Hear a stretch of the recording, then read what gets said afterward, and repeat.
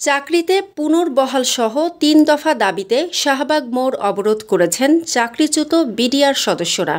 সোমবার ২৩ জুন দুপুরে তারা শাহবাগ মোড়ে জড়ো হলে সেখানে যান চলাচল সম্পূর্ণভাবে বন্ধ হয়ে যায়। জানা গেছে, দুপুর ১:১০ তারা শাহবাগ মোড় অবরোধ করেন। এর আগে কেন্দ্রীয় শহীদ মিনার থেকে মিছিল নিয়ে ঢাকা বিশ্ববিদ্যালয়ের ঢাবি টিএসসি হয়ে শাহবাগে গিয়ে অবস্থান নেন তারা। এ সময় শাহবাগ থানার সামনে পুলিশ ব্যারিকেড দিলেও আন্দোলনকারীরা তা ভেঙে সড়কে অবস্থান নেন। ফলে ওই এলাকায় যানবাহন চলাচল সম্পূর্ণভাবে বন্ধ হয়ে যায়।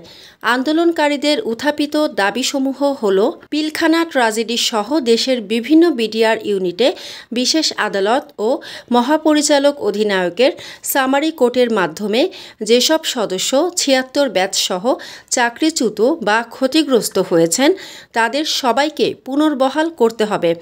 একই সঙ্গে রাষ্ট্রীয় সুযোগ সুবিধাসহ সম্পূর্ণ ক্ষতিপূরণ নিশ্চিত করার দাবি জানিয়েছেন আন্দোলনকারীরা।